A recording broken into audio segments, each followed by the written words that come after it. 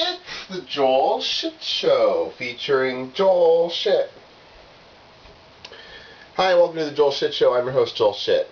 First, I'm sick of hearing about ATMs and skimmers, and what that means is someone puts something in front of the slot for when you put your card in, take it out, and it records the information.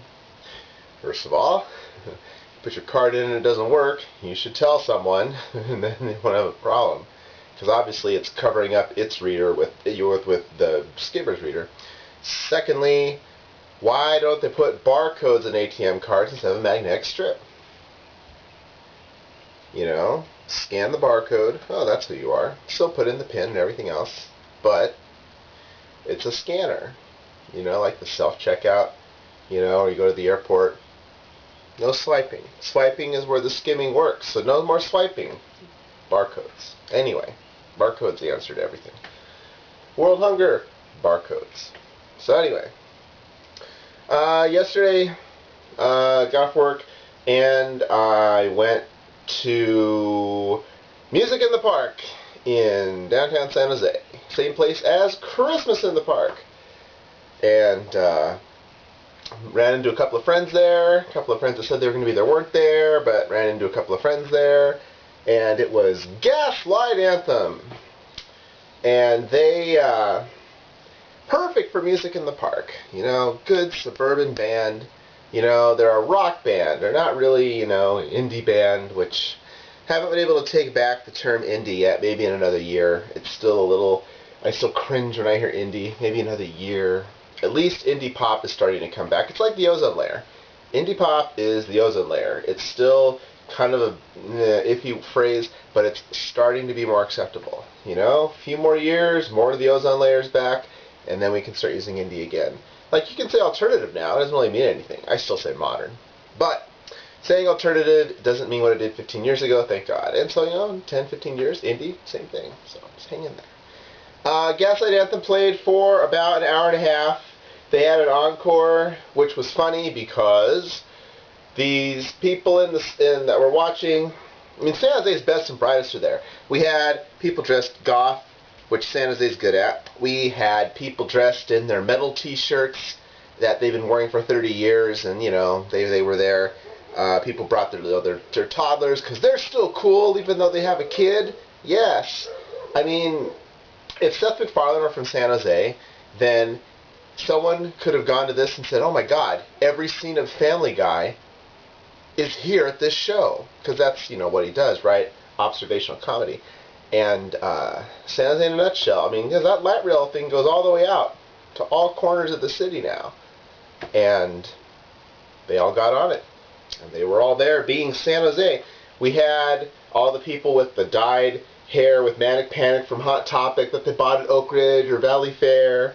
You know, we had people dressed up in dresses because this was a big event. Oh boy, the band is coming to town. You know, San Jose is just kind of a crazy city. I've never seen anything like it. And they always say, you know, you can choose your friends, you can't choose your family. And so they always, how can you talk shit about your family? I don't have that problem. Easy for me to talk shit about my family. But my hometown, I have an attachment to San Jose the way that people have attachments to their family. This is what I grew up with. This is what I know. And when I look and I say, wow, you know, I could have sworn that it was just the fashion of when I came of age. But no, that's just the fashion of San Jose because they're all still dressed that way. You know, the bowl haircuts and everything else. I mean, you could just go on and, you know, they're a completely clean melting pot. I saw every kind of person you could see except black people because try as they might, San Jose just doesn't have any black people. There's about 40,000 black people here. You know, and I think I saw 2 of them. It's just the weirdest thing. It's the one thing San Jose doesn't have. We have everything else, but not a lot of black people. But the show itself, so they finished the main set, and everyone's going, one more song, one more song. What the hell is that? Who taught you that? First of all, encores are never one song. Second of all, you don't ask for less than you want.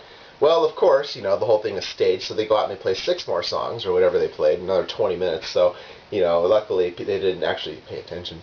So they get their encore, and, you know, in San Jose, we trust people. We think people are normally good, and we're going to give them the benefit of the doubt. You know, we have one of the safest big cities in the country. We're not the safest big city in the country anymore. I think that's El Paso or New York. New York is really safe, believe it or not.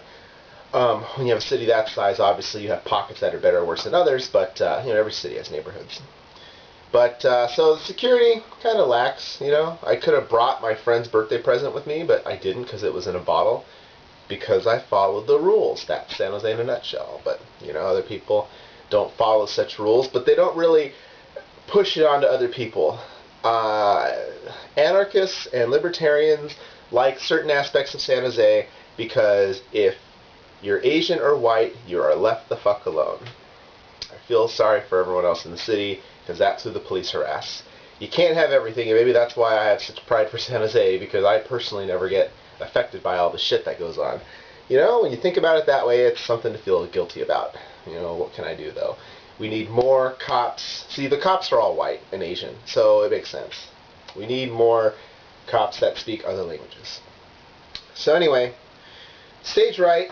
You know, there's the big sign over the stage, which is held up by two big stands with a ladder, of course, because they needed the ladder to put the sign up.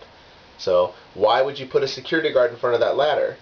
No one would be climbing it. There's no reason to. Now, in Japan, that logic works. San Jose is Japan light in some ways. We're one of 3 cities with a Japantown, after all. L.A. and Seattle being the other, or San Francisco and Seattle being the other two.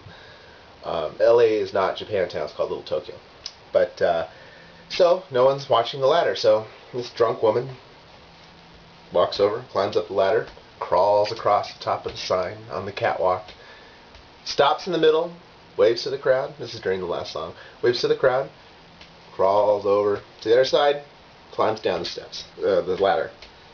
Because she could, you know, and she was fine, and I don't think she was arrested.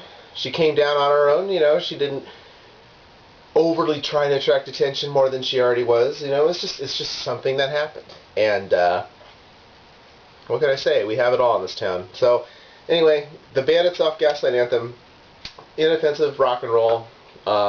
They certainly weren't bad. You know, they were entertaining. I normally cannot watch a band for 90 minutes. I could watch them for 90 minutes because it was, I mean, it's like Coldplay without the suck.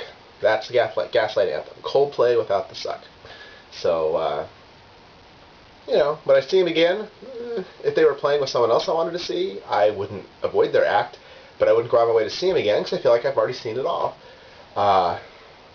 It's the kind of band that you mock a lot just because you don't really take them seriously. But they are proficient at what they do, and they know what their strengths are, and then they, you know, that is, it's a modern day Bruce Springsteen is what everyone says, and that's because they're from New Jersey. I don't really think of that. I think of it more like Bon Jovi, also from New Jersey, or George Carlin, but not funny. That's all the time we have today. Visit us on the web at joelshitshow.com. Email joel@joelshitshow.com.